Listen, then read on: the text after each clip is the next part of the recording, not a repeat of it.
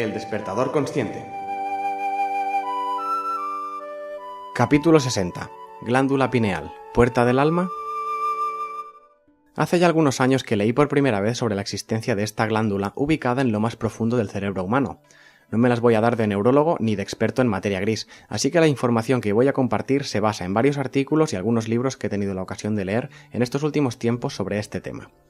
En primer lugar, sobre la glándula pineal se ha hablado y escrito mucho, principalmente en el ámbito de la metafísica o los campos esotéricos, pero dejando esos aspectos de lado por un momento, esa glándula existe y no solo está presente en los cerebros humanos, sino en los de la mayoría de especies animales que pueblan este planeta, salvo alguna muy contada excepción. Como ya he dicho, no soy neurólogo y sospecho que la gran mayoría de los oyentes tampoco, por lo que no os voy a soltar aquí una retahíla de nombres técnicos de capas del cerebro bajo las que se encuentra esta glándula, y si sentís curiosidad como yo la sentí en su momento, con una rápida búsqueda en internet podéis encontrar un diagrama tan detallado como queráis sobre el punto exacto del cerebro en que se encuentra este curioso órgano. Sencillamente me limitaré a decir que se ubica en el centro, justo en la mitad del cerebro en su parte más profunda, y su tamaño no es mucho mayor que el de una lenteja o un granito de arroz. Evidentemente no he abierto ni diseccionado nunca un cerebro para buscarla, pero voy a confiar en la palabra y los descubrimientos de los científicos expertos en esta materia en todo lo que voy a contar. Por lo que he leído, la glándula pineal es la encargada de gestionar determinados tipos de hormonas, en especial la melatonina. Esta hormona regula, entre otros aspectos, el ciclo de sueño de las personas y en cierta manera la percepción temporal, facilitándonos así la adaptación al ciclo de 24 horas que tienen nuestros días en este planeta. Dicha glándula tiene características fotosensibles, es decir, su funcionamiento viene determinado por la captación de luz que se produce a través de los ojos de los seres humanos. A partir de cierta edad, que se suele situar en la barrera de los 30 años, la producción de la hormona melatonina se reduce en gran cantidad, y supongo que es lo que provoca que los niños y adolescentes se acostumbren a tener y necesitar más horas de sueño, y a medida que vamos envejeciendo, parece que esa necesidad disminuye un poco. Uno de los aspectos que al menos a mí me resultan más curiosos es que a pesar de estar ubicada en el mismo núcleo del cerebro humano y aún teniendo conexiones neuronales con ciertas áreas del cerebro, esta glándula está separada por unas membranas que en cierta manera hace parecer que la separan del cerebro en sí. Dicho de otro modo, están conectadas pero separadas, como si esta glándula fuese independiente del órgano principal en el que reside, que es el cerebro. Recordad este detalle curioso porque luego lo volveré a mencionar, pero no me quiero anticipar. Si la existencia de esta glándula no es algo nuevo para vosotros, seguramente habréis oído hablar de un fenómeno muy extendido en los círculos conspiracionistas, que tiene una cierta base científica demostrada que más tarde explicaré. A partir de la adolescencia, esta glándula tiene cierta facilidad para calcificarse, es decir, endurecerse y acabar funcionando erróneamente o incluso dejar de hacerlo.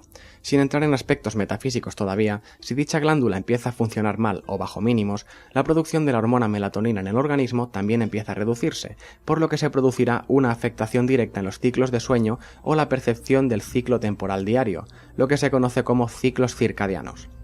No lo había mencionado todavía, pero esta hormona también guarda relación con el proceso de oxidación del cuerpo, es decir, en el envejecimiento. Por lo tanto, el déficit de esta hormona en nuestro cuerpo acaba provocando insomnio, que fácilmente puede desembocar en procesos depresivos y, en última instancia, una cierta aceleración del envejecimiento del cuerpo. Hasta aquí, y de forma muy resumida, la explicación física y estrictamente científica, pero como decía, si se conoce a esta glándula es más por sus atribuciones metafísicas o sobrenaturales. En primer lugar, detengámonos en un pequeño detalle, su nombre. Glándula pineal. Se le llama así porque tiene forma de piña, de ahí el pineal. Suena casi ridículo, pero es así. Su forma es cónica, redondeada en un extremo y afilada hacia el otro, del tamaño de un grano de arroz como decía antes. Y esto no sería algo más que meramente anecdótico, si no fuese por la cantidad de referencias culturales ancestrales que se hacen a dicho fruto conífero. Haced una rápida búsqueda en internet y alucinaréis. Podemos encontrar el elemento de la piña representado en símbolos de poder del antiguo Egipto, como en lo que se consideraba el báculo de Osiris. Incluso en algunos grabados de la cultura maya también se pueden apreciar este símbolo de la piña. Tampoco es extraño encontrarla como adornos tallados en las cornisas de iglesias y catedrales católicas, así como representadas en varias obras pictóricas muy antiguas. De hecho, ¿habéis visitado alguna vez el Vaticano? Yo sí, hace un par de años más por curiosidad y turismo que por fe, y en el gran museo que hay dentro de la Santa Sede, uno de los patios lleva por nombre Patio de la Piña, y en uno de sus extremos hay una escultura en bronce, si no recuerdo mal, de una piña de algo más de 2 metros de altura, custodiada por 2 pavos reales. Era una piña inmensa. A mí ya me sonaba algo del símbolo de la piña, pero la asociaba a culturas paganas muy antiguas. ¿Qué hace ese elemento tan enorme y en un lugar tan visible y destacado coronando un patio de uno de los lugares más sagrados de la cristiandad? Aluciné, y al mismo tiempo eso me hizo pensar que este tema escondía mucho más de lo que yo imaginaba. De hecho, os he hablado de egipcios y de mayas, pero hay constancia de representaciones todavía más antiguas, como en la cultura sumeria, considerada por muchos como la iniciadora de toda nuestra civilización. Podemos encontrar en varias tallas de la época, en piedra y metal, representaciones de lo que los sumerios consideraban sus dioses, frecuentemente referidos como los Anunnaki, y en estas tallas se puede ver cómo estos dioses entregaban la piña al ser humano, o dicho de otro modo, se la implantaban. Estos Anunnaki son considerados mitología, pero en términos ufológicos son referidos como una especie extraterrestre que vino a la Tierra por ciertos motivos y que ante nuestra primitiva civilización fueron idolatrados como dioses. Hay varios estudios que, sin dejar de ser meramente teóricos, afirman que no es descabellado que el ser humano fuese manipulado genéticamente de algún modo por alguna civilización superior extraterrestre, lo que justificaría nuestra rápida evolución en comparación con el resto de especies animales. De hecho, lo que más nos diferencia del resto de animales es nuestra consciencia, y no me parece descabellado que dicho salto evolutivo fuese inducido más que evolutivo de manera natural. Os diré más, en muchos dogmas espirituales se habla de lo que llamamos el tercer ojo, que nos serviría para ver más allá de lo que los sentidos que todos conocemos nos permiten. Se asocia este tercer ojo a la intuición, a la percepción sobrenatural, a las capacidades psíquicas y a un montón de cosas más, pero como expliqué en el capítulo sobre los chakras, el tercer ojo se asocia también al sexto chakra, que se ubica unos centímetros por encima del eje de nuestros ojos en el centro de la frente, probablemente en el mismo eje de la glándula pineal. Pero eso no es todo. ¿Conocéis el símbolo del ojo de Horus?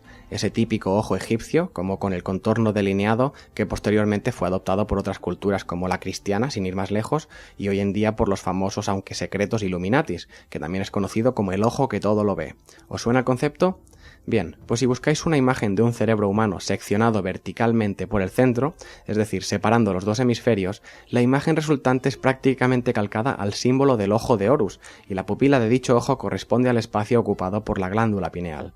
Sé que todo esto explicado en audio es difícil de visualizar si no habéis tenido la oportunidad de verlo antes, pero os animo a que dediquéis unos minutos a buscar estas imágenes de las que os hablo y es que alucinaréis.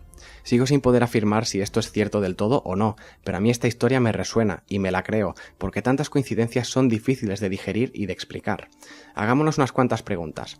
Si hoy en día se sabe que la glándula pineal no es mucho mayor que un grano de arroz y que incluso es difícil de localizar en una disección moderna con las herramientas avanzadas de las que hoy disponemos, ¿cómo podían saber de su existencia en culturas tan antiguas como la sumeria, la egipcia o la maya? Es más, podría llegar a creer que alguna de ellas la hubiera encontrado y le hubiera dado ese significado, pero todas ellas, estando tan alejadas unas de otras tanto en espacio como en tiempo, ¿y cómo es posible que este elemento siga presente todavía en nuestra cultura? Y tal vez penséis que tan presente hoy en día no está porque vosotros no habíais oído hablar de ella hasta ahora o hasta hace pocos años. Bien, pues quizás el grueso de la población no tenía ni tiene presente la existencia de esta glándula, pero puede que otros agentes sí. Me explico. ¿Recordáis que mencionaba hace unos minutos que la glándula pineal, aún formando parte del cerebro, está separada de él por una membrana? Bien, pues hay varias teorías que afirman que dicha glándula cumple la función de puerta del alma, tal y como reza el título de este capítulo.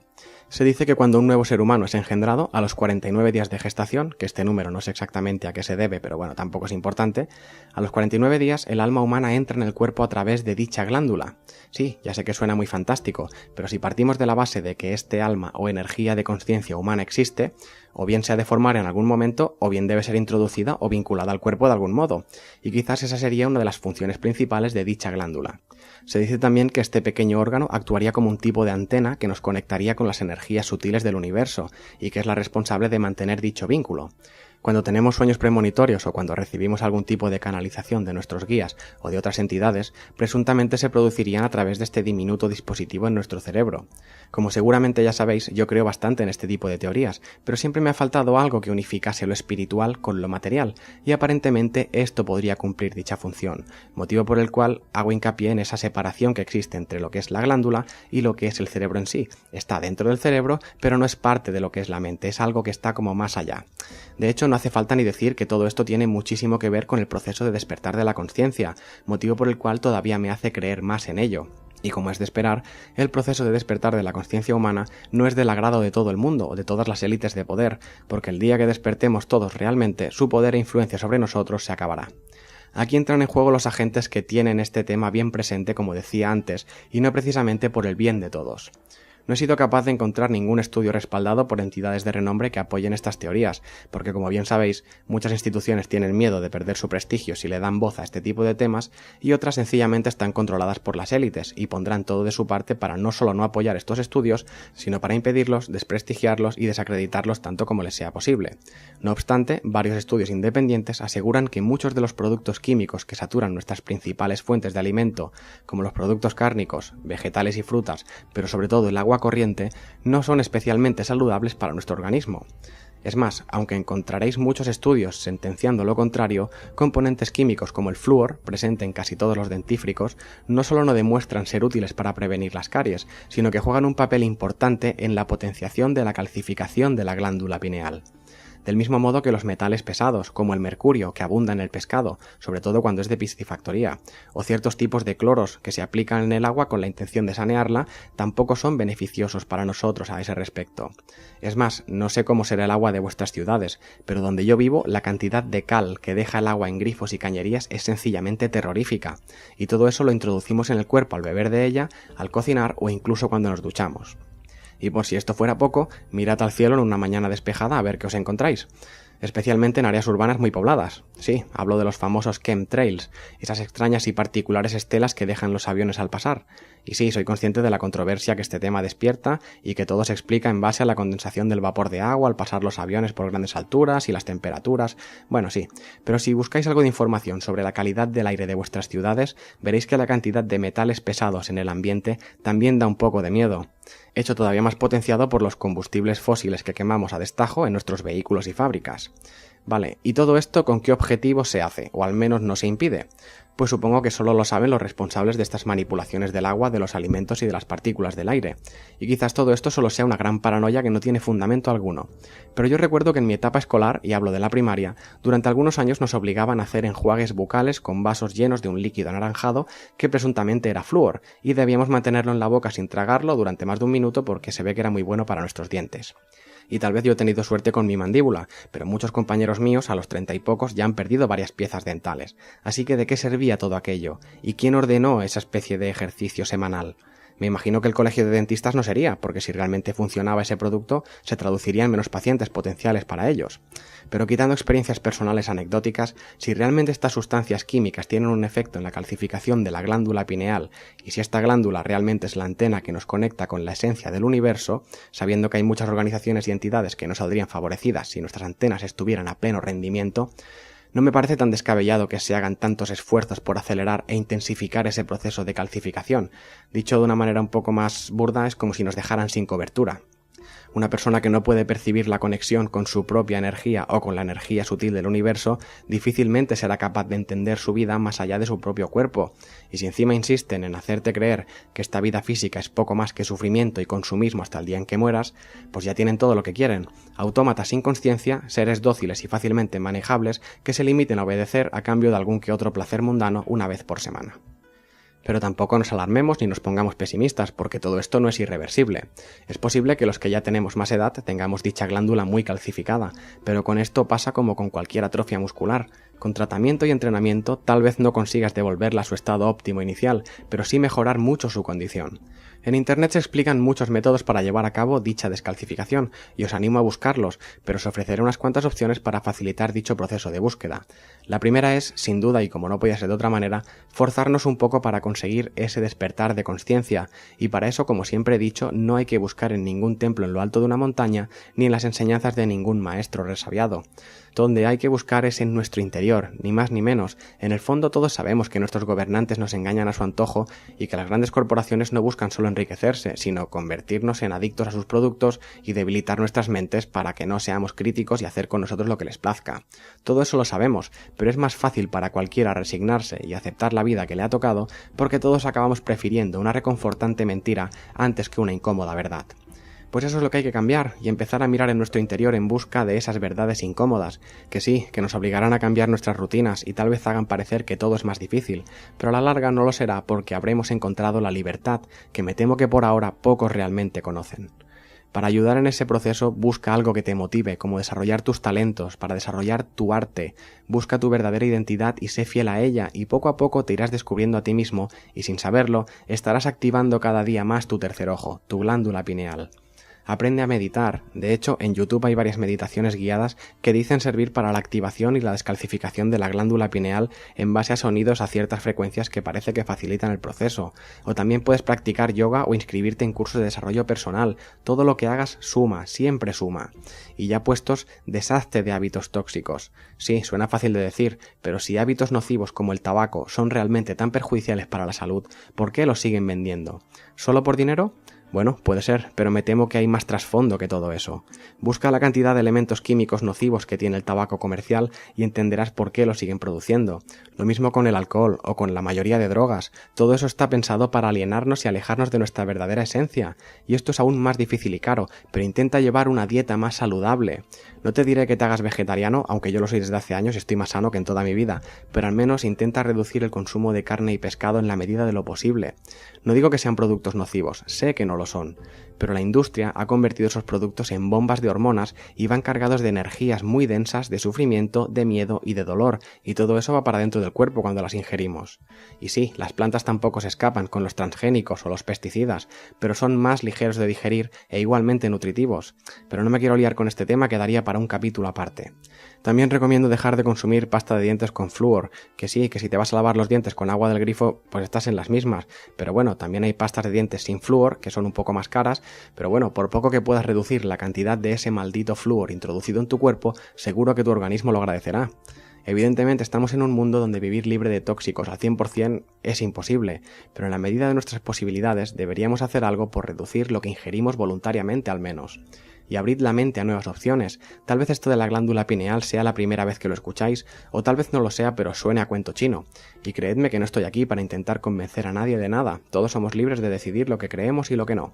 Pero si tenéis o sentís una aspiración algo más elevada para vuestra vida, que no ser meros robots que trabajan, pagan impuestos y engendran a la nueva generación mientras esperan la tumba, el camino es el conocimiento, la información y la educación. Tal vez a mí me hayan engañado con este tema y con muchos otros que me he creído con todas las de la ley, pero lo que no se me podrá recriminar nunca es que no intenté buscar nuevas puertas y desenmarañar el conocimiento real para intentar ser un poco más sabio cada día, no para convertirme en maestro de nadie, sino por y para mí mismo.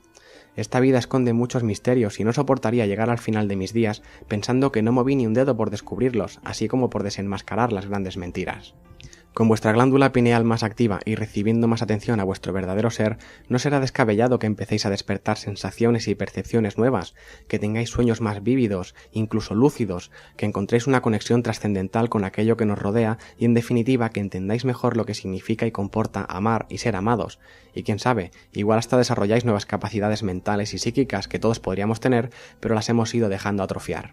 En lo que a mí respecta, hasta que no llegue mi último aliento y mi alma se pueda liberar, a través de la glándula pineal presuntamente, pienso hacer lo posible por mejorar mi conciencia y la de los que me rodean. ¿No hace un día fantástico para estar despierto?